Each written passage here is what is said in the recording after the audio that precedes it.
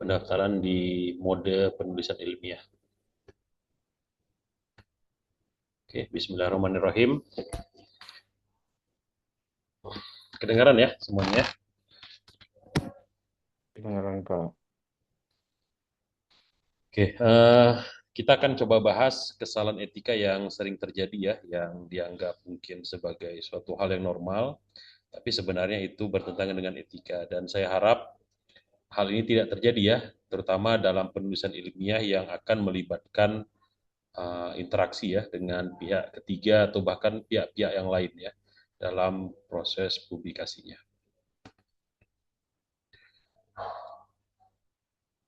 Oke, yang pertama tentu terkait dengan authorship ya atau apa ya kalau mau kita artikan ini berarti pembuat ya atau status dari penulis, perancang ataupun hal-hal yang sepadan ya. Tentunya dalam konteks karya ilmiah dan juga dalam konteks literasi ya, literasi sastra maupun kreativitas produk. Nah, biasanya isu yang sering muncul itu adalah gift authorship. Jadi pemberian karya dalam bentuk hadiah. Nah, ini hati-hati ya. Seperti misalnya paper-paper, udah kuhadiahkan ke kau, kuhadiahkan ke kau. Nah, ini masuk isu-isu etika. Ataupun urutan. Nah, ini juga ya harus diperhatikan ya. Ketika misalnya ada dosen pembimbing juga yang terlibat, nah urutannya bagaimana nih? Ya, apakah basisnya kontribusi atau basisnya secara formalitas? Atau ghost authorship ya, ketika misalnya kita ngebayar ya suatu penulis tertentu untuk karya kita. Ataupun authorship of student. Nah, ini sering ya di mana diklaim ya tugas-tugas mahasiswa misalnya sebagai milik dosen ya atau milik orang lain. Sampai sejauh mana ini diperbolehkan gitu. Contoh misalnya ada yang mengatakan sebahagian tidak boleh kalau langsung misalnya paper mahasiswa itu langsung diambil gitu. Tapi ada juga yang mengatakan boleh kalau misalnya diakumulasikan atau direkap gitu. Ya, tentu dengan menjelaskan ya metode pengumpulan datanya secara ini dan itu ya, misalnya tugasan ya atau dalam bentuk action class dan lain sebagainya. Kemudian ada juga attribution misunderstanding ya. Ini kesalahpahaman dari sisi atribusi. Misalnya kita menganggap penulis pertama harusnya menulis, tapi ternyata penulis pertama adalah sponsor. Atau penulis kedua kita anggap misalnya yang mengumpulkan data, tapi ternyata yang lain. Atau posthumous authorship, ya, authorship fraud dan retrospective changes. Nah, kalau posthumous authorship terjadi perubahan-perubahan. Contoh ini sering terjadi dalam kasus misalnya proses korespondensi ya, ketika merevisi publikasi, kemudian ada perubahan nih urutan atau ada satu yang di take out. Saya pernah terjadi kasus di mana mahasiswa tersebut nggak bisa dihubungi, ya. Alhasil ya kita drop pada saat itu. Nah ini kan posthumous authorship. Ataupun authorship fraud. Nah ini gimana nih? Ya di mana kita mencatut nama ya, padahal orang tersebut mungkin tidak terlibat, tapi kita catut nama tersebut untuk misalnya ngebus prestige dari paper kita. Dan ini biasa menjadi tindakan-tindakan yang tidak etis dalam publikasi ya. Nah, tentu ini bisa menjadi etis ketika kita minta izin misalnya ya, atau kita pastikan juga bahwa memang dia sesuai kompetensinya dengan paper yang kita buat. Ya.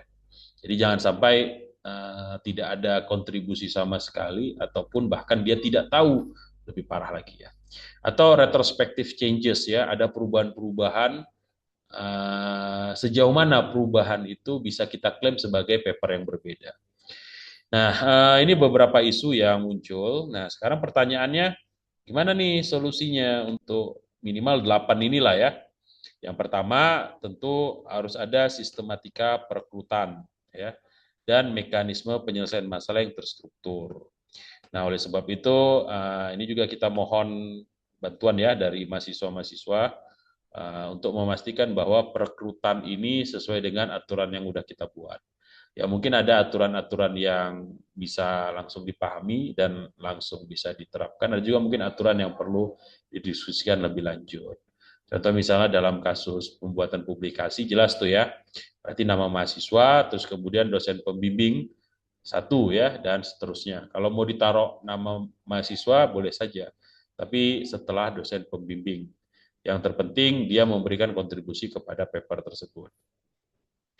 Kemudian penyelesaian masalah ya dalam hal ini nanti ada komisi etik ya yang akan membahas ya ketika ada isu-isu ya misalnya terkait dengan data yang digunakan yang diutilisasi tapi kemudian dalam rekognisi kepenulisan itu ternyata tidak sesuai dengan sepakatan awal.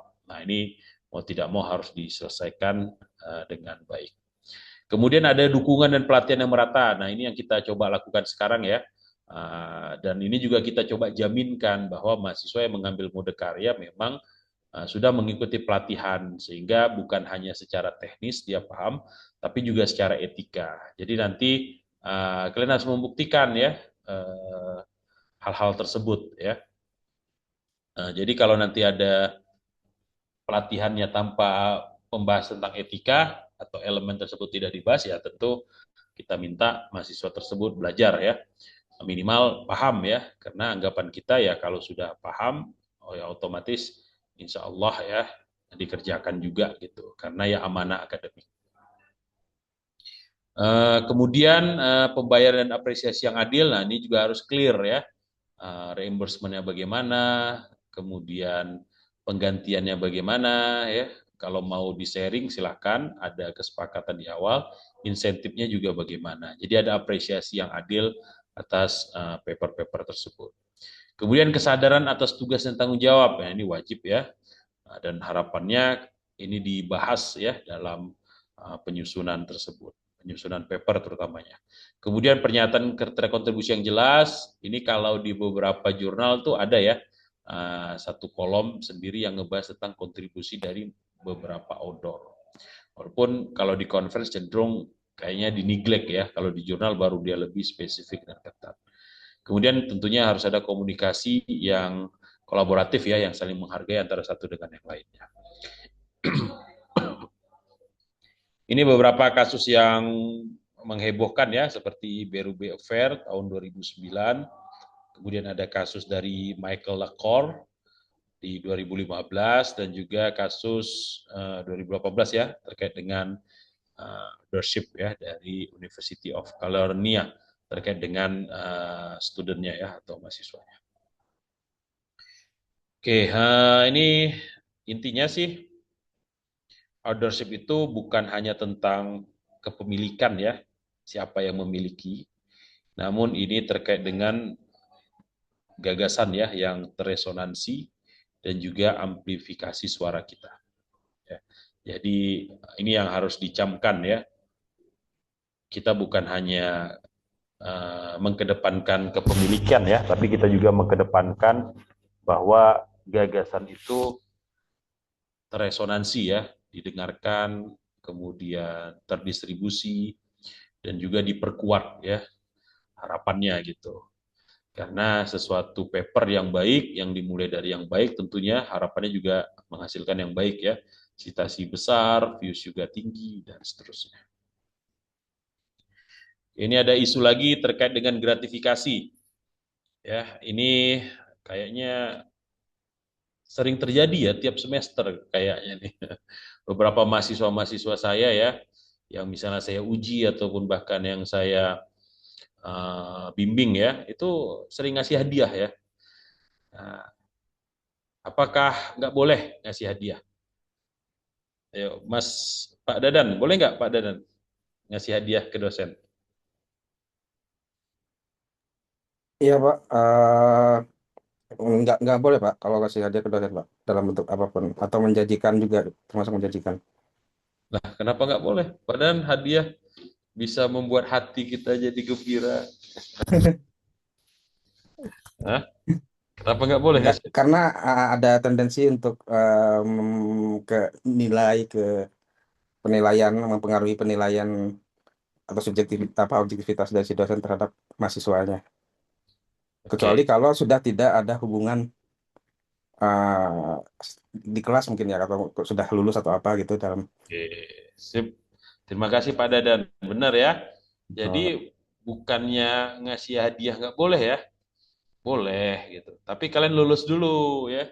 Kalau kalian lulus, kemudian kalian ngasih hadiah ke dosen, nah itu insya Allah tulus ya. Tapi kalau kalian belum lulus, terus ngasih hadiah ke dosen, maunya apa nih? Supaya lulus ya? Atau supaya dimudahkan, atau supaya apa? Nggak boleh ya. Karena kita melakukan sesuatu itu, dosen, itu sudah tugasnya. Sehingga tidak boleh dikasih hadiah. Ya, kecuali kalian sudah lulus atau sudah tidak tergantung lagi ya. Biasanya setelah yudisium mungkin ya. Setelah yudisium kayaknya sih udah oke lah. Dosen nggak punya pengaruh lagi untuk misalnya mempermudah ya atau berlaku tidak adil kepada kalian. Jadi itu ya, ini saya lihat sering terjadi tuh. Beberapa yang misalnya saya uji ya, lagi proses revisi tiba-tiba bawa kue ya, bawa apa gitu ya, macam-macam ya. Itu tidak boleh ya sama sekali. Kalau dalam kasus saya ya saya tolak gitu. Tapi ya harapannya ini tidak jadi kebiasaan ya, dan saya ingatkan ke mahasiswa lagi ya, jangan lakukan itu ya, karena hati itu kan rawan ya, hati itu lemah ya. Bisa saja diterimanya, terus kemudian nanti ada mahasiswa-mahasiswa yang mungkin nggak ngasih hadiah. Yang terjadi apa? Yang terjadi bisa saja diskriminasi ya. Atau bahkan ini sampai kejadian nih waktu saya jadi mahasiswa di UIN ya. Bayangkan ini kampus Islam loh. Dan dia terhubung erat dengan KPK dan sebagainya. Itu sampai ada waktu minggu keberapa kita dikumpulkan itu mahasiswa-mahasiswa doktoral, terus kemudian disampaikan oleh dekannya ya, dekan pasca sarjana, mengatakan bahwa tidak boleh ada gratifikasi gitu. Jadi ada kasus di mana dosen kemudian bikin patokan harga gitu. Jadi kalau mau ketemu dia harus ngasih ini dan itu. Nah, ini kan bahaya ya. Akibatnya apa ya? Akibatnya jadi kebiasaan dan menyusahkan bagi mereka-mereka yang mungkin kesulitan ya untuk mengumpulkan dana gitu, ataupun kesulitan untuk mencari hal-hal tersebut, dan ini makin mempengaruhi dosen tersebut sampai titik tertentu. Jadi disampaikan di sana bahwa ya bertemu dengan dosen itu mudah, dan kalau nanti ada dosen-dosen yang mungkin sulit diketemui, ya kasih tahu aja ya ke saya. Nanti kita coba lihat alasan dia tidak ketemu itu apa. Apakah dia kesal sama kalian ya, karena kalian malas mungkin ya, atau cari waktu-waktu yang mungkin bukan waktu dia, atau gimana. Karena pada dasarnya semua dosen itu wajib ada satu hari lah ya, satu hari, bukan satu hari sih, maksudnya ada berapa jam gitu, entah 3 jam, tergantung jumlah mata kuliahnya ya yang diperuntukkan oleh mereka ke mahasiswa. Dan juga harus mengakomodir bukan hanya onsite ya, tapi juga online. Tapi harus berimbang ya, karena banyak kasus di mana mahasiswa maunya online aja. Nah, itu juga harus dipahami ketika dosen mungkin tidak serak dengan mekanisme tersebut. Saya termasuk yang nggak serak ya. Kenapa? Karena kadang dalam proses menjelaskan online itu agak ribet ya. Capek saya berbusa-busa ngejelasin A, dianggap D gitu. Saya jelasin Z, dianggap X gitu. Jadi capek juga gitu. Tapi kalau onsite itu cenderung kita bisa bertatap muka langsung, menjelaskan secara lebih detail ya. Kita bisa bikin coret-coretan, kita bisa lihat mimik mukanya apakah dia paham, kita bisa cari alternatif lain untuk menjelaskan, kita bisa analogikan dan seterusnya. Yang hal itu kadang-kadang nggak muncul ya di pertemuan online ya. Jadi mekanisme untuk memberitahukannya terbatas ya oleh ruang dan waktu. Intinya dua modenya disediakan, tapi saya sarankan ke mahasiswa harus berimbang ya. Jangan semuanya online, kalau bisa ada onsite, ya, walaupun mungkin cuma sekali, 2 kali, dan nanti dirapel aja. Misalnya mau ketemu dosen pembimbing, tapi di sisi yang lain mau ketemu kawan, atau mau melakukan hal-hal yang lain. Ini jadi dikeluarin tadi ya.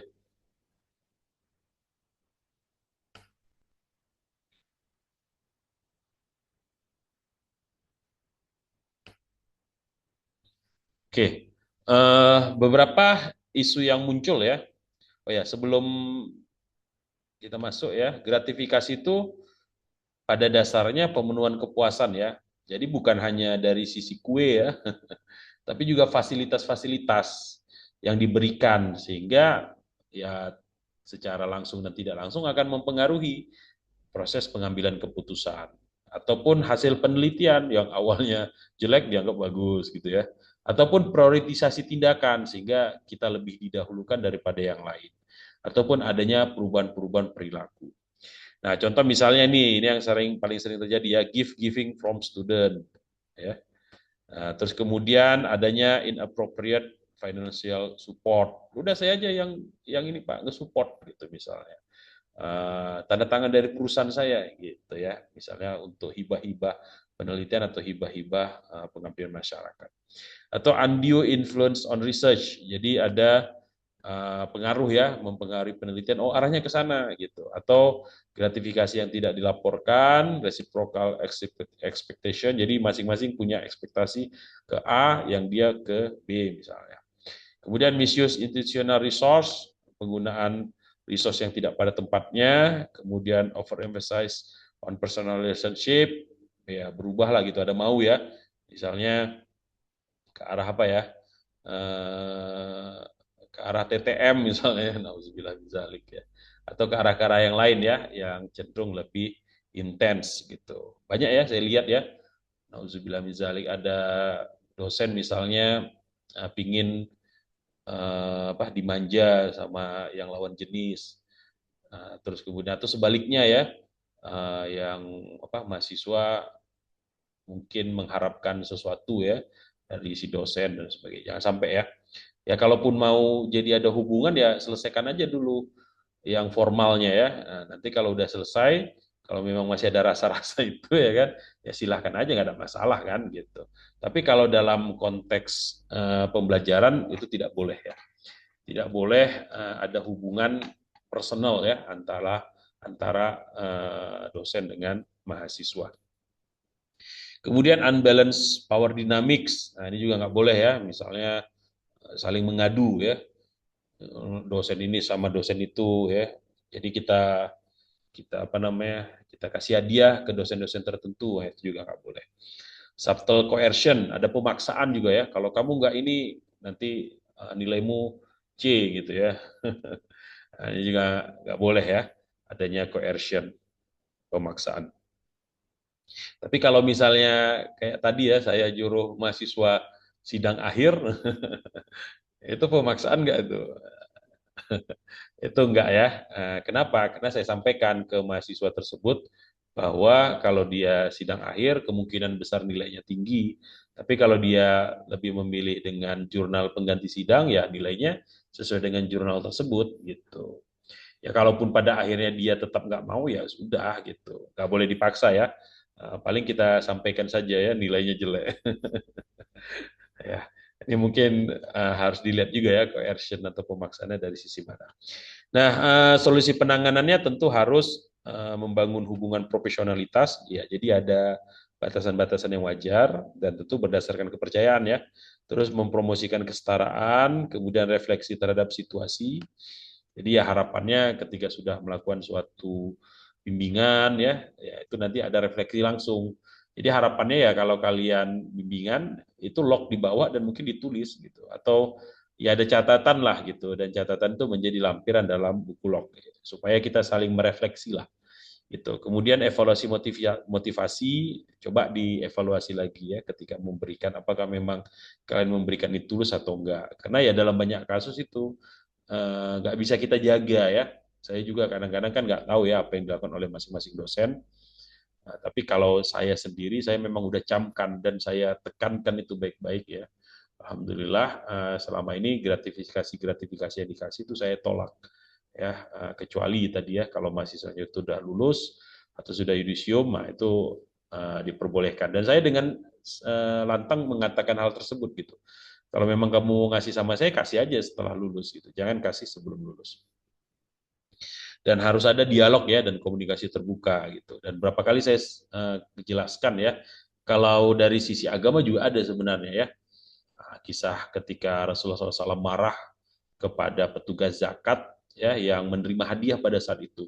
Padahal karena dia petugas zakat, amil dia juga sebenarnya menerima ya persenan dari zakat. Tapi ada tambahan, nah, ini nggak boleh gitu. Dan Rasulullah SAW marah, kemudian dia mengembalikan hadiah tersebut. Dan di aturan kita juga boleh ya pada level tertentu. Kalau nggak salah saya, kalau pegawai negeri itu dibolehkan asalkan di bawah 10 juta ya. Tapi di luar itu tidak boleh. Ya. Apalagi kalau ada indikasi ini ya tindakan-tindakan yang mengarah kepada pengubahan keputusan-keputusan ya. Kadang banyak cara lah ngakalinnya. Contoh misalnya 10 juta tadi ya, kita akalin misalnya kita kasih tiap hari beda-beda ya, misalnya 9 juta, 9 juta, 9 juta atau 9,5, 9,5 sepanjang hari ya dalam satu bulan. Nah, itu kadang ngakalinnya kayak gitu. Nah, ini kan sebenarnya sama aja ya, gratifikasi juga. Gitu. Nah, beberapa kasus terkenal, contoh misalnya tobacco industry ya, ini terkenal dulu ya, perusahaan-perusahaan rokok ngebayar gitu. Ya seperti dulu ada iklan itu yang memperkenalkan rokok itu malah dokter tuh, bayangkan. Ya. Itu bagaimana kuatnya mereka untuk melakukan gratifikasi tadi. Kemudian Food Drug Administration, ya ini supaya misalnya dimudahkan ya. Ini terjadi pada tahun 2004 ya, terutama skandal merek dan juga hashtag #MeToo ya di tahun 2017. Oke, gratifikasi hakiki bukan dari pencapaian materi ya, tetapi dari kebahagiaan yang kita nikmati dalam proses mencapai tujuan sendiri. Nah ini mudah-mudahan dicamkan ya bahwa ya bukan gratifikasi ya kebahagiaan kita, tetapi dari proses untuk mencapai tujuan. Oke, kemudian ada juga isu conflict of interest ya. Ini adalah keadaan ya di mana seseorang atau organisasi itu punya kepentingan pribadi ya ataupun profesional ataupun finansial yang bisa mempengaruhi objektivitas dan juga integritas dalam pelaksanaan suatu hal. Nah, isunya contoh misalnya dia ada dua role ya, dua peran. Nah, ini bisa berbahaya ya. Kenapa? Karena ya dia akan menguntungkan satu peran dan kemudian menyesuaikan dengan peran yang lain. Kemudian consulting atau personal relationship ini juga bahaya.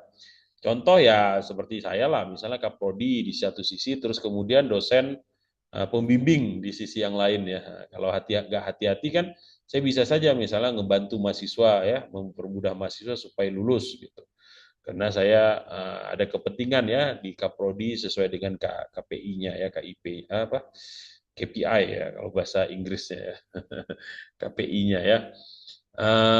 Atau dalam kasus misalnya saya sebagai asesor di satu sisi, tapi dosen di sisi yang lain ya institusi. Nah ini dual roles yang harus hati-hati ya. Kita harus tetapkan atau tegakkan peran sesuai dengan tanggung jawabnya.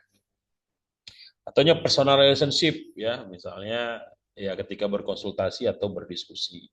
Atau adanya perception impropriety, kemudian ada insider information, ya misalnya kita kasih tahu sesuatu ya, ini ada lowongan nih. Nah, ini juga gimana nih conflict of interest. Kadang-kadang kita memberitahukan, nih kayaknya saya lakukan juga nih di banyak kasus ya.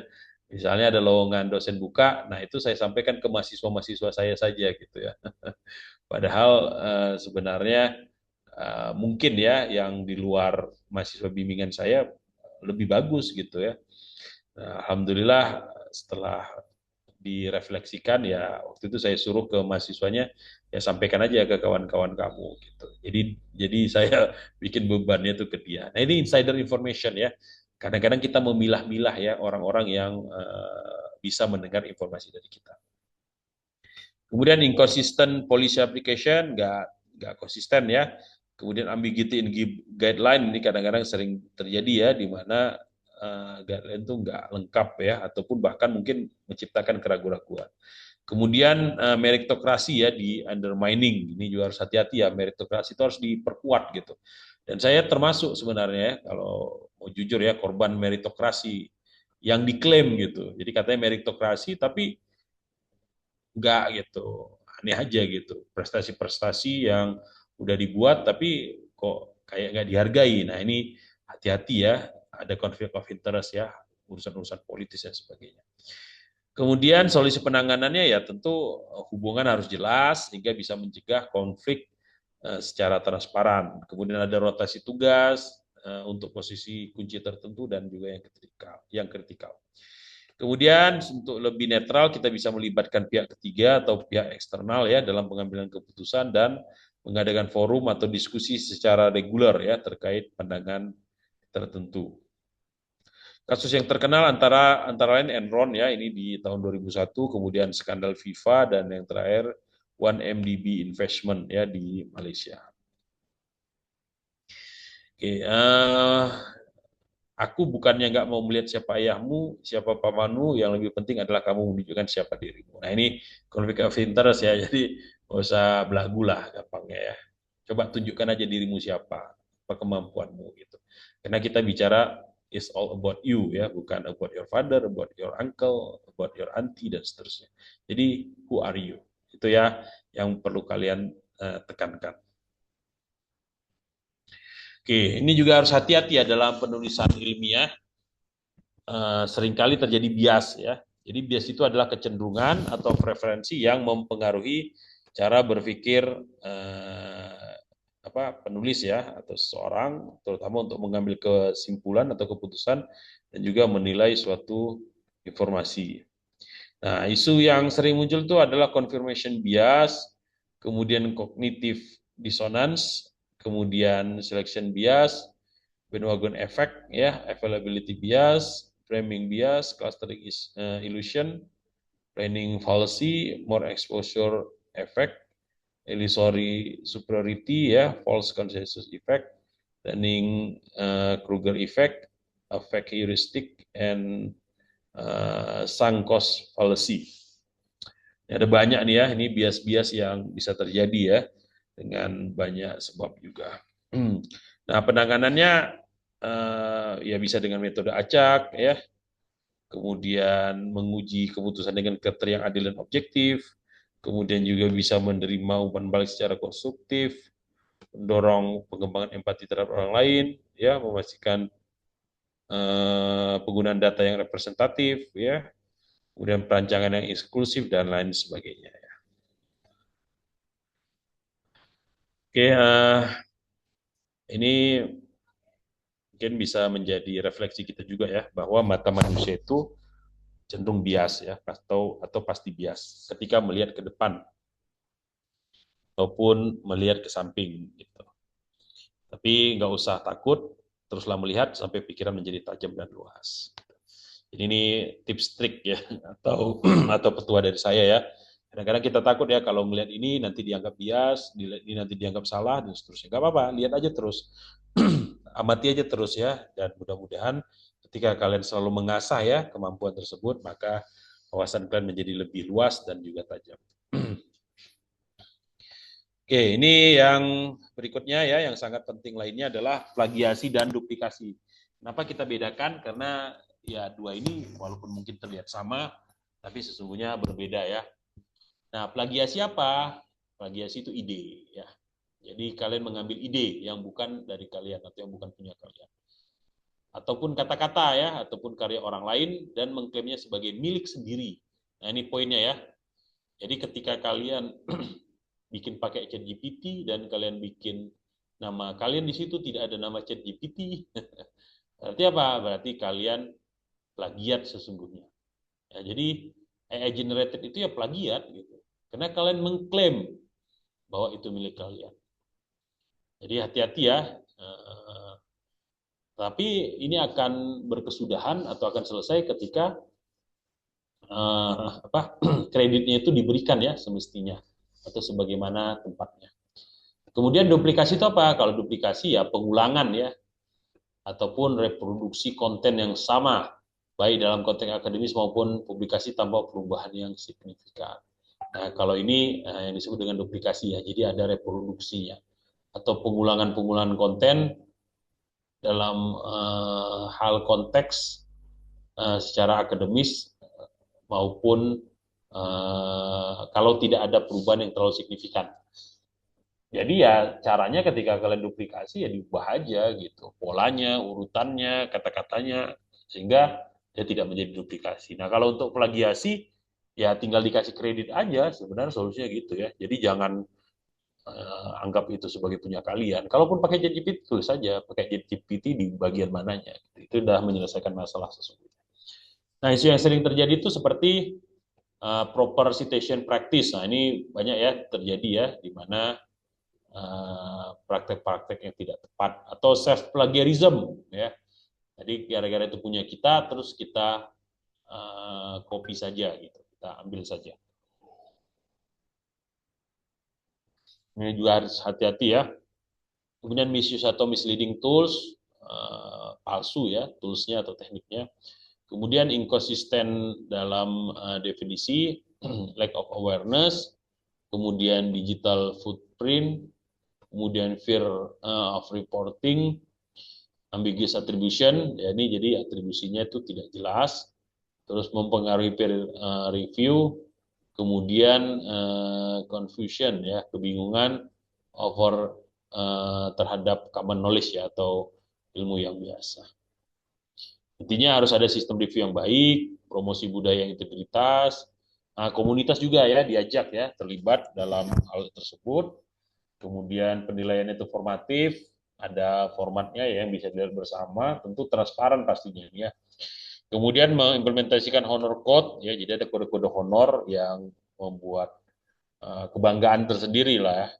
Kemudian menekankan komunikasi akan konsekuensi yang ditanggung. Ini beberapa kasus terkenal ya, seperti Kite Runner ya, Khalid Hosseini, kemudian Profesor Dr. M. Nasir melakukan plagiasi dalam disertasi dan publikasi ilmiah sehingga dicabut gelarnya ya. Nah, ini ada isu defect juga ya. Nah, jadi kalau defect itu kaitannya dengan plagiasi dan duplikasi. Serta kontroversi ChatGPT 3 ya 2018 sampai dengan sekarang.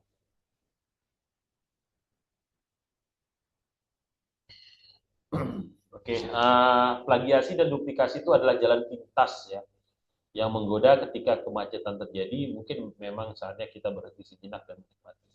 Jadi perspektif kita jangan dipaksa ya, oh ini macet gitu. Ya udah saya plagiat, saya duplikasi enggak. Ya kalau lagi mentok atau lagi apa istilahnya writer's block gitu. Ya udah berhenti aja, santai aja kamu, nikmatilah, enjoy yourself. Dan itu banyak saya lakukan ya ketika saya nggak mood, ketika saya malas nulis, ya nggak saya paksain gitu. Daripada saya paksa terus kemudian plagiat ya, tentu kita coba hargai juga atau kita berusaha semaksimal mungkin lah gampangnya ya, dan berusaha semaksimal mungkin ya bukan hanya apa ya melihat dari satu perspektif tapi kalau bisa dua tiga dan seterusnya, dan insya Allah ini bisa membuat kita jadi lebih bersyukur ya. Ada kalanya memang harus diam ya, rehat, kemudian menenangkan diri ya, menata kembali hati dan seterusnya.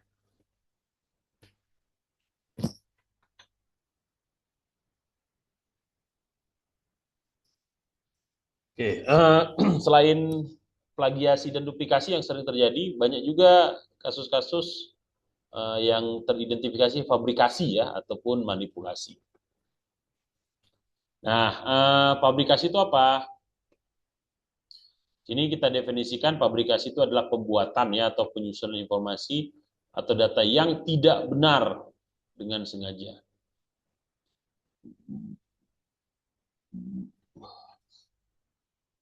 Jadi dari awal kita udah tahu itu nggak benar, nggak sahih ya, maka itu disebut dengan fabrikasi.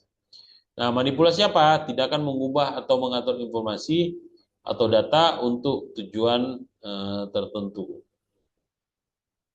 Kemudian, oh ya, isu yang sering terjadi ini biasanya ada amplifikasi terkait dengan hoax ya. Kemudian ada stifling innovation, kemudian ada data hoarding, kemudian statistik misleading, ini juga sering terjadi ya. Saya bahkan ada webinar nih khusus untuk ngebahas misleading statistik ya.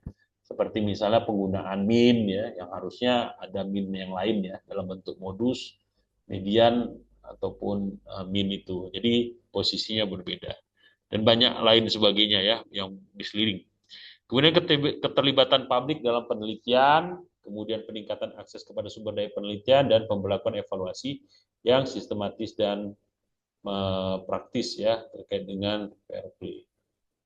Dan ini yang harus kita jaga ya. Jadi jangan fabrikasi ataupun jangan manipulasi.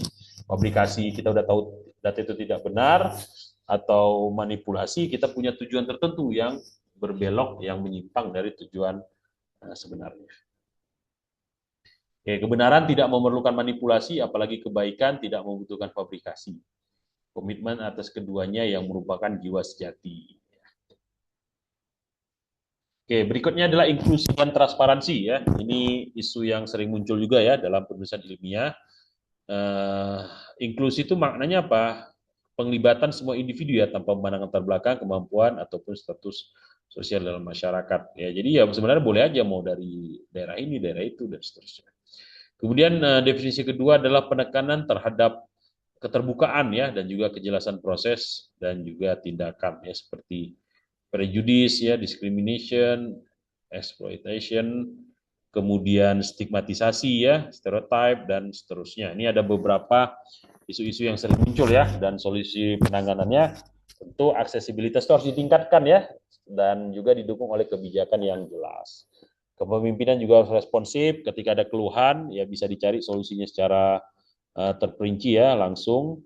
Kemudian mengadopsi teknologi yang mendukung ya dengan pengembangan indikator kinerja dan yang terakhir adalah promosi kesadaran budaya yang fokus kepada jangka panjang. Jadi inklusi terkait dengan keterbukaan ya keterbukaan dari sisi penglibatan ya partisipasi. Sementara transparansi ya adalah keterbukaan ya. Tapi di sisi yang lain ada juga usaha ya supaya jelas ini proses ya dan tindakannya juga jelas. Nah, inklusi adalah jembatan yang menghubungkan kita dalam martabat. Sedangkan transparansi menuntun kita keluar dari kegelapan yang menghambat. Oke, berikutnya ini tinggal 3 lagi ya. Sudah agak ngantuk-ngantuk nih. Yang berikutnya privasi ya. Ini materi yang sebenarnya banyak banget nih ya kalau kita mau angkat. Bahkan saya ngebahas doktoral tesis saya itu mengangkat isu privasi ya. Jadi privasi itu adalah hak untuk mengontrol ya agar suatu informasi itu tidak diketahui ataupun diakses ya oleh orang lain selain atau sebagai bentuk kebebasan.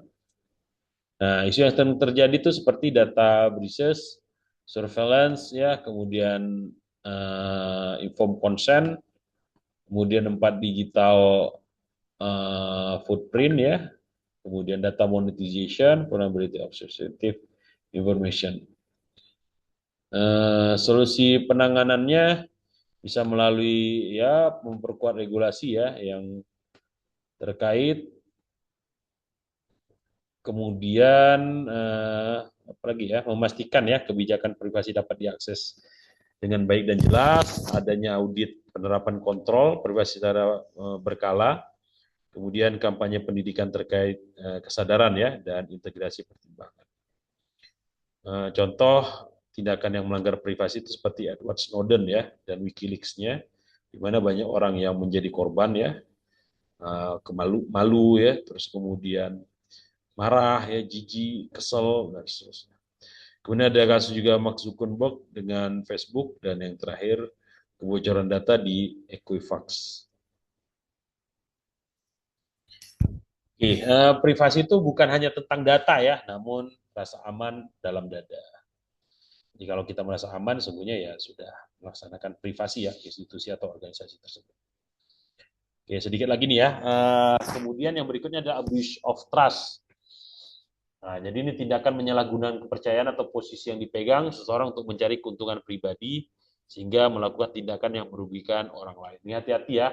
Seperti misalnya emotional abuse, kemudian deception, penipuan, kemudian breach of confidentiality, kemudian mismanagement finansial, erosion of relationship, dan terakhir adalah power imbalance. Nah, solusi penanganan dapat dilakukan melalui Nah, ini ada mekanisme whistleblower ya, jadi ada yang ngadu gitu ke Kaprodi misalnya ya, ataupun ke jabatan-jabatan yang lain, misalnya dalam konteks yang lain juga pasti. Kemudian memfasilitasi diskusi, peningkatan akuntabilitas dan penglibatan stakeholder, penyusunan prosedur darurat dalam program mentoring dan pelatihan manajemen konflik ya, dan pelaksanaan analisis risiko tentunya. Nah, beberapa kasus yang terkenal seperti skandal keuangan Bernie Madoff, kemudian Irish Catholic Church of Pedophilia case, dan yang terakhir adalah kasus 5 di Indonesia. Oke, kepercayaan tidak bisa diciptakan ya secara artifisial, akan tetapi dilahirkan melalui hubungan yang baik. Jadi nggak bisa ya kita push ya, kita akselerasi kepercayaan. Kalau memang dia belum berkembang, belum siap, maka ya belum siap gitu. Jadi harus kita pelan-pelan ya membentuknya atau menyusun. Oke, yang terakhir adalah falsifikasi dan replikasi. Ini juga termasuk isu etika ya yang harus menjadi perhatian.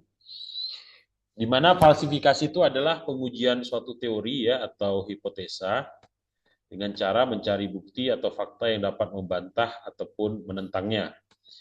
Kemudian replikasi adalah pengulangan penelitian atau eksperimen untuk memastikan bahwa hasil yang diperoleh sebelumnya dapat diulang dan konsisten. Nah, ini sering terjadi isu nih ya, terutama replikasi gitu. Karena ini pengulangan, ya jadi sebenarnya harus ada yang diulang gitu. Tapi banyak kasus dia tidak ada pengulangan, langsung replikasi aja gitu. Replikasi siapa gitu. Nah, kalau falsifikasi pengamatan udah sering melihat, tapi kemudian mogok-mogok juga gitu atau terhalang-terhalang juga. Nah, isu-isu yang terjadi seperti misalnya hacking, poor experimental design, inadequate dokumen, kemudian isu-isu yang lain lah ya, seperti publication bias, underreporting, overfitting dan sebagainya. Jadi harus kita cegah ini ya, jangan sampai isu-isu ini muncul dalam publikasi ataupun penulisan ilmiah kita. Solusinya ya kita menjaga ya publikasi kita secara jelas ya dan pantang menyerah pastinya ya. Kemudian ada memberikan insentif ya kepada proses replikasi dan studi longitudinal sehingga bisa di peter-peter ya atau di pinpoint mana nih yang dibahas, mana nih yang terkait dengan ulangnya. Kemudian ada implementasi mekanisme umpan balik, jadi dapat feedback. Yang terakhir adalah kolaborasi secara interdisipliner. Oke, falsifikasi bukan hanya tentang kebohongan ya. Jadi ketika kita melakukan falsifikasi berarti bukan hanya sekedar kebohongan ya, mengungkapkan atau melihat kebohongan. Dan replikasi bukan hanya melulu mengenai kepastian. Jadi ketika kita replikasi itu bukan hanya terkait dengan kepastian, tapi juga tentang menjaga integritas pengetahuan. Nah, ini yang paling penting ya. Jadi falsifikasi itu boleh aja pada titik tertentu di mana tujuan kamu ke sana ya karena mau menjaga ya integritas pengetahuan. Begitu juga dalam konteks yang lain. Oke, itu yang bisa saya sampaikan ya. Kalau ada yang mau ditanyakan ya, silahkan ya. Di sore yang lumayan dingin ya, lumayan sejuk, dan juga membuat mata kita tersayu-sayu gitu. Tadi untung mulut saya lebih cepat dari mata saya. Oke, silakan Pak Dadan.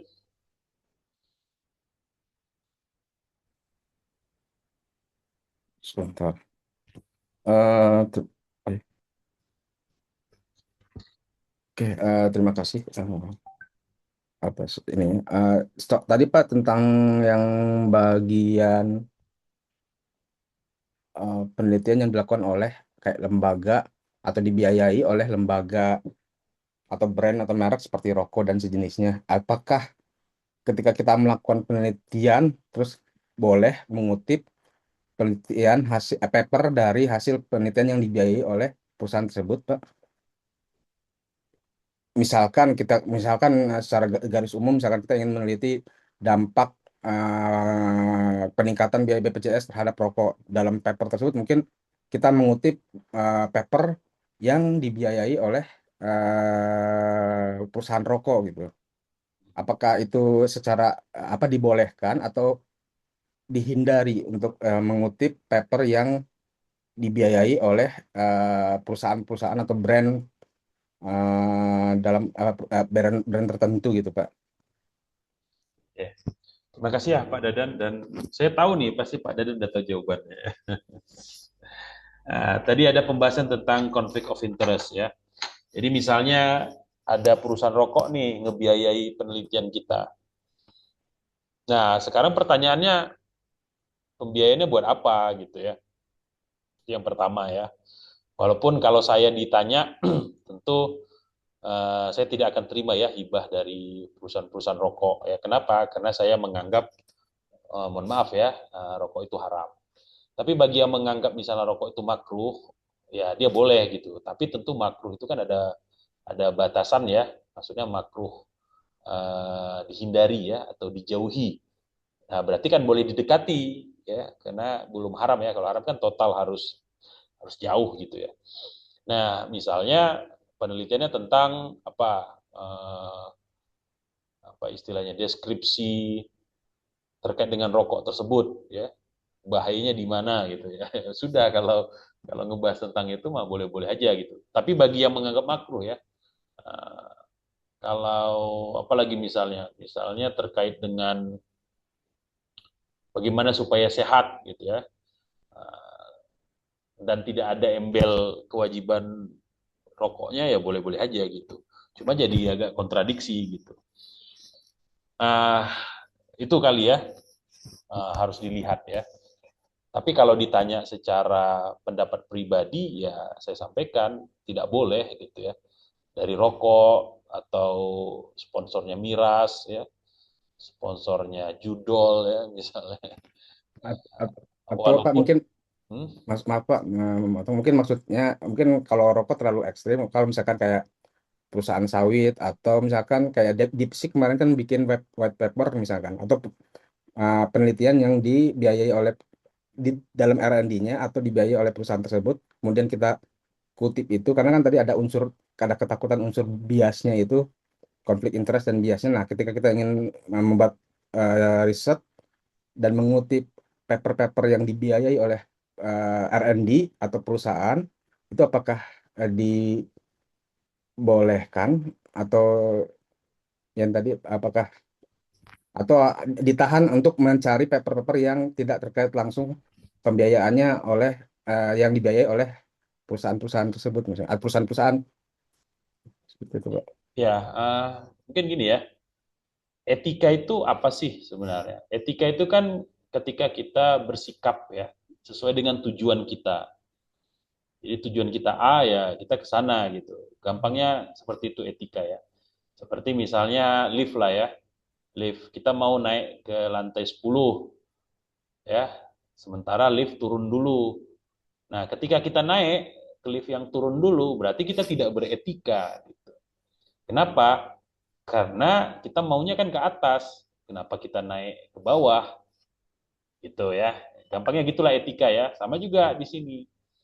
Kita punya penelitian. Penelitian kita ini tentang apa? Tentang A gitu. Atau misalnya tadi pembudidayaan kelapa sawit. Ya, berarti kita harus membahas sesuatu yang terkait dengan kelapa sawit. Nah, misalnya tadi ada citasi-citasi dari kelapa sawit lah ya, perusahaan-perusahaan yang mungkin doesn't make sense atau kita ragukan lah ya integritas akademiknya dan sebagainya.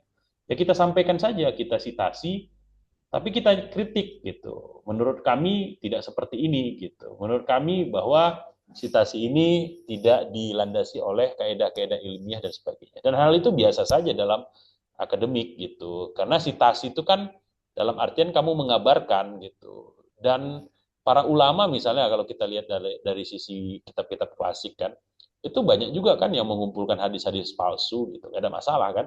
Tapi dia nyatakan ini hadis palsu, orangnya ini mungkar, orangnya ini tidak adil dan sebagainya. Jadi kita kritisi aja gitu. Nah, yang tadi saya ingin soroti itu ketika ada isu yang terkait langsung ya konflik of interest, di mana misalnya yaitu tadi pembiayaan dari perusahaan rokok, tapi di sisi yang lain isu yang diangkat itu adalah isu yang diakibatkan rokok itu. Nah, tentu nggak mungkin kita bisa berlaku adil kan dari sisi itu. Kalaupun nanti kita lakukan penelitian dan menemukan ada unsur-unsur apa gitu ya yang menguatkan atau membuat rokok itu bagus, unsur itu yang kemudian kita blow up gitu. Jadi seakan-akan rokok itu boleh gitu ya pada titik-titik tertentu ya. Ataupun tadi miras misalnya, wah miras itu oke lah dia haram gitu, tapi dalam kasus-kasus tertentu bagus nih untuk kesehatan kan gitu. Jadi ada konflik of interest-nya ketika yang membiayai kita itu punya agenda juga, punya tujuan. Jadi tujuan kita di satu sisi cross dengan tujuan di sisi yang lain dari perusahaan. Makanya melanggar etika. Nah, jadi kita harus paham definisi etika itu adalah ketika kita melakukan sesuatu sesuai dengan tujuan. Ketika tujuan kita itu overlapping, ada interupsi, ada intersepsi, ada intervensi, ada perubahan-perubahan, ada pemaksaan dan sebagainya, maka perbuatan tersebut sudah melanggar etika. Mungkin itu ya Pak Ya, Dadan ya. ya, ya Pak. Terima Walaupun kasih Pak. mungkin Pak Dadan nggak mau ngasih tahu contoh spesifiknya ya. Jadi dicek aja ya. Coba kita lihat ke motivasi kita bikin penelitian apa, bikin paper ini apa. Dan kalau nanti ada aktivitas-aktivitas yang membuat paper kita ini tidak bisa dituliskan secara jujur apa adanya, ya berarti ada sesuatu yang sudah melanggar etika. Entah bias, entah. Dan kalau saran saya sih ada orang lain lah ya. Kadang-kadang kan kita cenderung subjektif ya.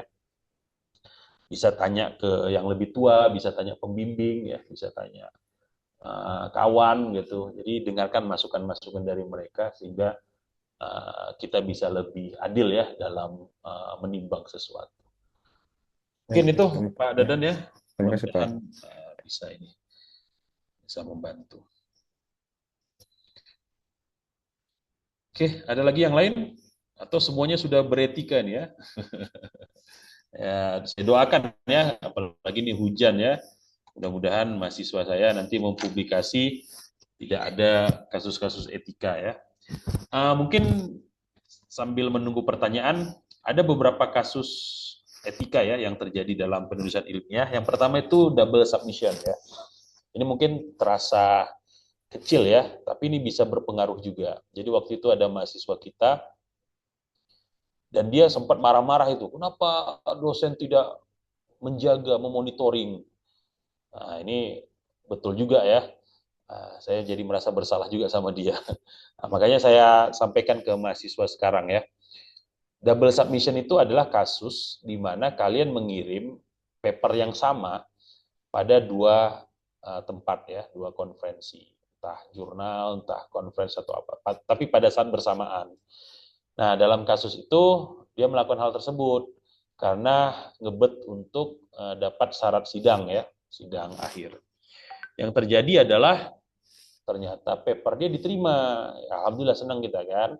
Tanpa sadar bahwa paper yang satu lagi itu sebenarnya publishernya juga tanpa etika gitu, tidak memberitahukan dan sebagainya, langsung memproses.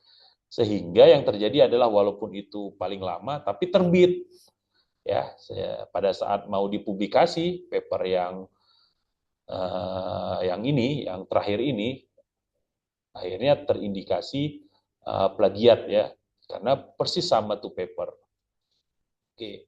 Nah, dalam kasus ini ya di satu sisi mahasiswanya telah melanggar etika ya, di sisi yang lain ya sebenarnya publishernya juga melanggar etika gitu. Tapi kalau kayak gitu kan nggak mungkin kita cari siapa yang salah ya, karena dua-duanya akhirnya salah. Gitu. Nah, ini solusinya gimana nih dalam kasus-kasus double submission? Nah, itu harus komitmen dari mahasiswanya gitu. Sebenarnya kita mengirim ke banyak publisher itu boleh ya, dalam artian ketika publisher tersebut tidak mensyaratkan bahwa paper kita itu seperti ini dan seperti itu, maka boleh. Ada beberapa yang mensyaratkan ya bahwa paper ini belum disubmit ke yang lain. gitu. Itu yang pertama. Jadi kalau tidak disyaratkan, silahkan saja ya. Tapi kalau disyaratkan, jangan dilakukan double submission. Karena ya kita juga kan ada risiko ya ketika kita nge-submit paper, berarti kan paper itu tidak boleh disubmit di tempat lain, sementara kita perlu nih ya. Nah, makanya komitmen itu jangan hanya ada di outdoor, harus ada juga dong di sana ya, di apa namanya, di publisher. Jadi kalau mereka memang mensyaratkan hal tersebut, maka kita tuntut bahwa harus bisa diproses berapa lama. Kalau nggak jelas pemrosesannya, ya langsung kita minta withdraw. Mohon maaf, kalau diproses dalam waktu 1 bulan, sepertinya tidak memungkinkan. Saya withdraw paper ini. Kan bisa ya? Nah, jadi komitmen itu harus ditegakkan ya. Nah, supaya apa? Supaya clear. Jadi jangan apa merasa mengerti dan mengerti gitu. Kita klaim ya hak kita dan juga kita lakukan kewajiban kita. Jadi itu ya solusinya untuk menghindari jangan terjadi kasus double submission dan dua-duanya malah jadi bermasalah ya. Nah, apalagi kalau dua-duanya terbit. Nah, ini pernah juga nih kejadian, jujur saya juga pernah kejadian ya. Jadi waktu itu sebenarnya saya udah withdraw gitu, tapi entah kenapa si publisher ini nggak peduli atau gimana gitu ya. Langsung aja dilanjutinnya. Nggak saya bayar pun di publikasinya. Waktu itu di Matek Web of Conference ya. Di satu sisi seru juga ya, nggak bayar tapi dipublikasi. Waktu itu ya untuk menghindari terjadinya paper dengan judul yang sama dan ini ya, karena dari publisher yang satu lagi akhirnya mereject. Sementara tercemarlah nama kita ya, baru kita jelaskan dan seterusnya. Kemudian dari sana memaklumi dan waktu itu kita deal untuk mengubah ya sekitar 55% atau 60% lah konten dari paper tersebut. Jadi saya tambah datanya, saya perkuat, judul saya ubah gitu. Nah, atau paling gampangnya kayak gitu. Jadi kalaupun memang mau double submission, ya pastikan paper tersebut tidak apa istilahnya itu mirroring ya. Nah, itu cara paling aman juga ya. Jadi mungkin waktu kalian rada sibuk ya atau lupa atau mungkin nggak dibalas sama publishernya, ya sudah bikin saja 2 paper yang apa namanya setengah atau sebagiannya sama tapi sebagian yang lain berbeda. Itu lebih aman ya yang seperti itu. Karena ya kondisinya kan macam-macam ya, ada publisher yang mungkin dia interaktif ya atau responsif cepat menjawab. Ada juga publisher yang nggak pedulian, tapi ketika kita ngelakuin kesalahan paling jahat sedunia kan gitu. Nah, ya mau gimana lagi lah. Itu yang penting kita tetap menjaga integritas kita, terutama dari sisi akademik. Oke, ada lagi yang mau bertanya? Silakan. Itu satu kasus ya. Nah, saya sambil ingat-ingat juga nih ya, supaya jadi pelajaran bagi kita bersama ya.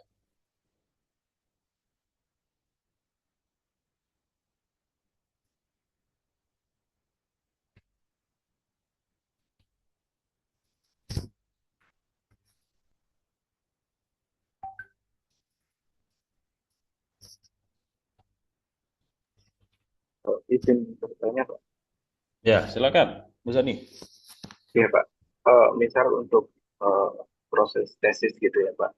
Mhm, Bimbingannya dengan universitas Telkom misal seperti itu. mhm, Cuman memang di sisi lain gitu ya, di luar itu mahasiswa itu bimbingan dengan dosen dari universitas lain gitu ya.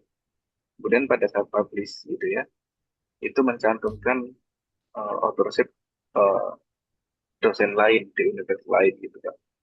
Itu apakah melanggar etika di Telkom atau seperti apa ya Pak? Terima kasih Pak. Saya perjelas mungkin ya. Dia bimbingan dengan dosen Telkom, terus kemudian malah dosen lain yang dibuat namanya ya. Ini Pak, apa namanya tetap dicantumkan dosen Telkom, tapi juga menambahkan dosen lain gitu Pak. Oh, oke. Dalam kapasitas sebagai apa dosen lain tersebut? Karena mungkin di luar itu dia melakukan diskusi, mungkin konsultasi penulisan, seperti itu Pak. Artinya kan eh, mungkin kan dengan dosen Telkom misal ada waktu 2 minggu sekali misal gitu ya dengan dosen lain karena mungkin teman atau ada hubungan yang lain sehingga dia bisa konsultasi gitu Pak. Nah artinya kan dosen di universitas lain itu kan punya kontribusi pada saat publikasi apakah diperbolehkan atau malah memang melanggar etika Pak. Terima kasih Pak. Oke, terima kasih ya. Nah, yang paling penting prinsip dalam authorship itu adalah izin ya. Eh, Contoh misalnya kayak saya ya, kita ada, ini pernah kejadian di saya mata kuliah apa itu ya kemarin tuh ya. Oh ya, tafsir hadis ekonomi syariah gitu. Jadi dua profesor ini ya memang dosen kita gitu di mata kuliah tersebut dan waktu itu diminta untuk bikin publikasi gitu. Ya jadi saya mikirnya ya udah berarti nama dia gitu dimasukin kan. Nah saya urut aja dari kebetulan rektor pula lagi ya rektor terus kemudian dosen profesor yang lain ya. Kemudian dia marah gitu. Dia mengatakan ya harusnya konsultasi terlebih dahulu ketika nge-submit paper karena saya cenderung tidak mengizinkan kata dia. Ya mungkin karena posisi dia sebagai rektor kan takut ada skandal dan sebagainya. Jadi itu poin di authorship ya. Jadi walaupun mungkin dia kontribusi banyak gitu, tapi kalau dia nggak mau namanya ada, ya jangan dimasukkan gitu. Atau sebaliknya, misalnya kalian perlu, tapi dia nggak ada kontribusi, kalian masukkan. Itu juga sama ya, untuk menjaga pertemanan dan sebagainya. Uh, Intinya, izin itu menjadi sangat krusial, karena kalau kalian tidak izin, nanti bisa jadi skandal juga ya, mencatut nama tanpa ada izin ya. Jadi jangan juga seperti itu. Kenapa mencatut nama itu penting? Karena dalam banyak kasus, terutama afiliasi-afiliasi pada negara-negara yang berbeda, itu bisa ngebus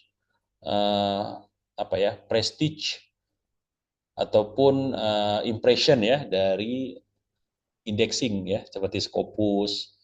Jadi salah satu syarat ya paper-paper itu bisa tetap diindeks pada conference-conference berikutnya ketika bisa ditunjukkan keragaman dari 3 benua ya. Nah, makanya banyak kita lihat paper-paper itu sebenarnya melakukan tindakan yang tidak etis ya di beberapa tempat dengan mencatut nama-nama tapi tanpa izin gitu. Kalaupun mereka izin sebenarnya mungkin kena di tindakan tidak etis yang berikutnya yaitu terkait dengan ya kontribusinya nggak clear gitu. Jadi ada konflik of interest misalnya atau ada tadi terkait dengan falsifikasi dan seterusnya. Gitu. Jadi kalaupun memang mau dimasukkan, ya bikin ada kontribusi seperti misalnya kirim aja paper tersebut. Ketika dia misalnya ngelihat paper tersebut dan dia ngerasa oke, ya itu kan bagian dari proses review sesungguhnya ya. Ya, dan itu bisa menghindarin kita dari perbuatan tidak etis tadi. Jadi outdoorship ini rada sensitif ya, jadi dua-dua bisa kena gitu. Mereka yang berkontribusi, yang misalnya ngebantu, tapi ternyata nggak mau masuk, ya makanya konsultasinya langsung to the point aja, Pak saya masukkan nama Bapak nggak gitu. Kalau dia nggak mau ya jangan dimasukkan gitu. Atau di satu sisi ya, dia nggak ada kontribusi sama sekali, terus kita masukkan gitu. Seperti dosen pembimbing ya, sama. Misalnya dosen pembimbing yang nggak ada kontribusi, nggak usah masukin namanya ya. Cari dosen pembimbing yang lain, nanti nyatakan aja ke saya ya, atau ke pihak-pihak yang lain gitu, bahwa dosen tersebut susah ditemui gitu. Nggak ada kontribusi sama sekali, nggak usah masukin namanya. Kayak ini juga sih sebenarnya mirip kerjaan grup ya, kelompok. Kita kan berkelompok itu misalnya ngerjakan sesuatu. Nah, mereka-mereka yang tidak kontribusi kan nggak dimasukin namanya ya. Karena kalau dimasukin namanya kan rasanya dongkol kita ya, hati kita bergejolak gitu. Nah, jadi etika itu di situ sebenarnya, bagaimana masing-masing menjalankan fungsinya sesuai dengan tujuan penulisan ilmiah itu. Jadi dicek aja dulu ya, kalau memang dia ada kontribusi, dia mau dimasukin nggak gitu. Nah, kalau memang dia mau dimasukin, ya udah kita masukin. Cuma nanti memperhatikan yang lain lagi ya, seperti misalnya ini paper memang diperuntukkan untuk untuk tesis atau gimana gitu. Kalau diperuntukkan untuk tesis, ya berarti kontribusi ataupun pengukuhan dari dosen pembimbing itu lebih diutamakan gitu ya. Seperti misalnya dosen pembimbing ya berarti harus nomor 2, kamu ya yang nomor 1 gitu. Karena kan kamu yang nulis gitu. Nah, baru kemudian mereka tadi itu yang ngebantu kamu gitu. Nah, kalau ada dosen pembimbing kedua, ya berarti harus dosen pembimbing kedua. Dan alhamdulillah dengan konsep sekarang ini, mereka-mereka yang tidak kontribusi, itu bisa ini kan, tidak dimasukin ya. Kewajiban penulisan ilmiah ataupun tugas akhir kan cukup satu dosen pembimbing saja. Gitu. Jadi nggak perlu dipaksakan sampai dosen pembimbing kedua. Nah, kalau dosen pembimbing satu juga nggak kontribusi, ya kalian tinggal urus saja, ubah dosen pembimbing ya. Nah, harapan saya jadi lebih intens, lebih talkatif ya, dan juga lebih baik ya interaksinya gitu. Karena kalau dua takutnya kita ya belajar dari pengalaman kadang-kadang sering ada ini ya gap antara implementasi dengan teori misalnya atau ekspektasi dengan realisasi gitu. Satu mau ke A gitu, satu mau ke B gitu. Jadi susah dicari titik sinkronnya dan akhirnya jadi ego-egoan gitu. Kan saya lebih paham ini. Kan saya sudah pernah pengalaman di sini dan sebagainya. Jadi prinsip utamanya ini ya, Uzani ya, izin ya. Jadi kalau dikasih izin, ya udah lanjut gitu. Dan izin tinggal kita terapkan sesuai dengan prosedurnya. Baik Pak, terima kasih Pak atas jawabannya Oke, Pak. sama-sama. Ayo, mungkin sekarang aja ditanya ya, daripada kejadian untuk kasus double submission tuh ada satu ya. Terus, oh ya, baru ingat lagi, ada satu lagi yang dia out of scope gitu. Jadi mahasiswa ini out of scope, tidak sesuai ya.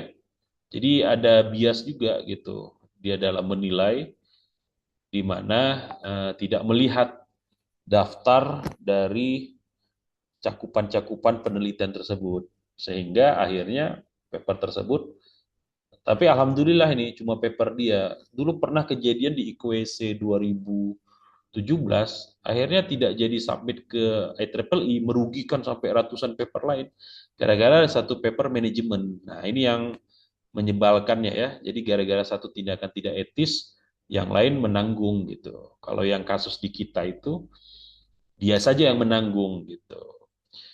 Dan ujungnya ya akhirnya Kaprodi juga nanggung ya, karena harus cari cara gimana paper itu bisa dipublish. Nah itu juga harus hati-hati ya, scoop. Jadi pastikan memang paper kalian sesuai. Misalnya nih muncul nih banyak conference, ya kalian cek gitu. Paper ini nerima materi apa aja, judul apa aja, topik apa aja gitu. Nah kalau agak sanksi ya sampaikan ke dosen atau pengurus ya, sehingga mereka bisa menyimak bahwa paper tersebut cocok ya untuk dimasukkan ke paper tersebut. Nah ini hati-hati ya, karena ini bisa berdampak kepada seluruh paper gitu. Deal-nya kalau dalam IQEC itu ya deal dia memang fokus ke sistem informasi. Ternyata ada satu paper manajemen yang masuk, lolos dan itu teridentifikasi, sehingga menyebabkan runtuhnya kepercayaan dan ditolak langsung semua itu paper. Kan kasihan ya. Jadi harus hati-hati. Terus kemudian yang satu lagi itu ini tidak terindeks ya, tidak sesuai janji. Nah, jadi dia mengklaim itu Scopus. Ya, dan ini banyak ya beberapa konferensi itu kadang-kadang dia mungkin sedang proses perundingan gitu atau proses diskusi untuk masuk Scopus. Tapi dia bikin pesannya atau bikin announcement yang misleading. Ya, ini sering nih. Ya, jadi dia memfalsifikasi informasi gitu sehingga kita tidak dapat informasi yang lebih jelas gitu bahwa ya sebenarnya masih perundingan gitu. Nah, yang terjadi adalah sampai hari H dan kemudian sudah selesai, ternyata akhirnya konferensi tersebut tidak dipublikasikan di Scopus. Kemarin tuh sampai ada beberapa mahasiswa saya banyak tuh kena tuh. Ada 5 orang gitu. Tapi untungnya yang lain ada publikasi ke tempat lain gitu karena saya sarankan. Saya baru ngehnya itu setelah beberapa lama dan ada satu mahasiswa yang ternyata cuma satu paper itu. Nah, ini juga jadi masalah bagi kita ya. Nah, karena ya balik lagi dia tidak memenuhi syarat gitu jadinya. Nah, ini juga diperhatikan ya. Jadi saran saya memang selalu komunikasikan ya dengan dosen pembimbing karena monitoring itu kadang agak sulit dilakukan ya kalau kalian sendiri tidak melaporkan apa yang kalian lakukan gitu. Ya, karena kita kan nggak pasang CCTV di rumah kalian ya. Kalau kita pasang CCTV, nggak tahu kita, oh ini lagi ngapain ini. Itu. Jadi kalian laporkan ya, Pak, saya mau submit ke sini, saya mau minimal itu. Nah, harapan saya nanti bisa mencegah kasus-kasus misleading kayak gini ya. Kadang ada juga dia bikin misalnya selected paper will be published in, nah itu hati-hati juga, itu misleading. Kalau selected berarti nggak semua paper. Harusnya mah all accepted paper will be published. Nah ini juga harus hati-hati ya. Jadi kalau saran saya, conference-conference yang misleading kayak gitu mah ditinggalin aja. Karena dia berbahaya ya. Dia tidak integritas dan juga ya berusaha untuk ngakalin atau nipu. Itu ya beberapa hal yang harus diperhatikan ya dalam kasus-kasus ini ya untuk etika ini. Ada lagi yang mau ditanyakan? Silakan. Ya, silakan Rika. Ya Pak, terima kasih atas kesempatannya.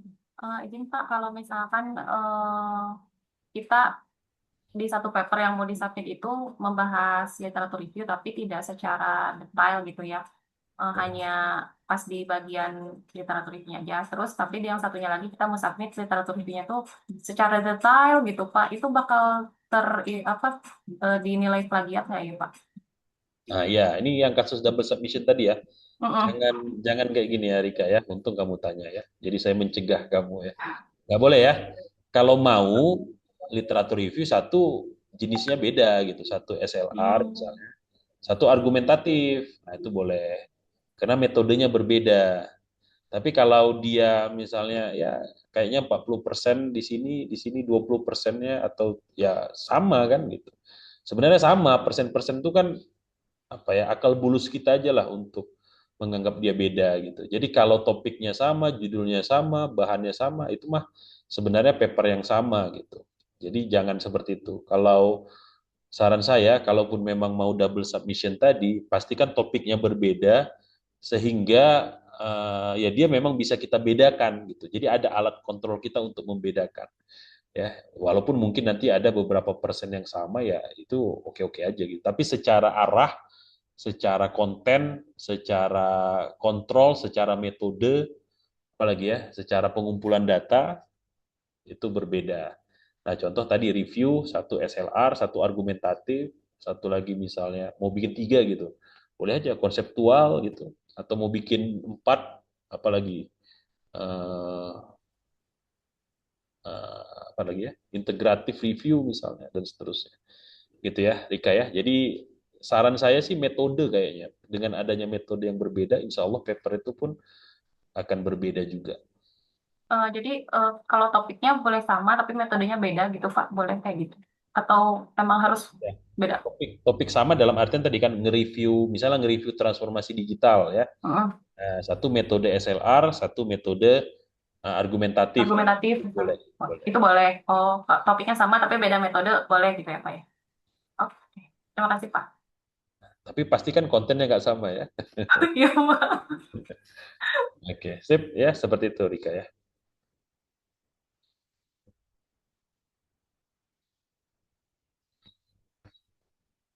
Oke, ada lagi yang lain? Silakan.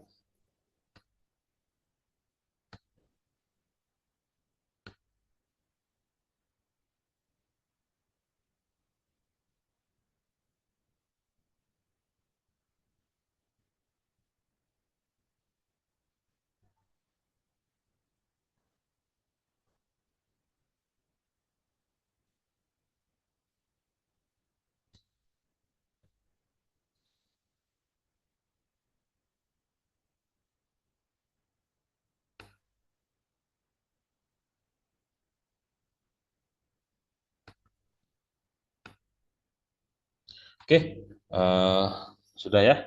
Sepertinya sudah paham ya nih, alhamdulillah ya.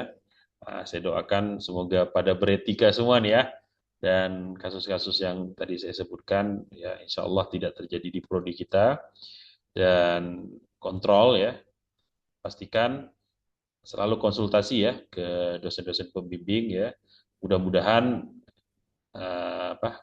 bisa tercegah lah ya dari pihak kita ya, baik dari diri kalian dan juga dari pihak prodi.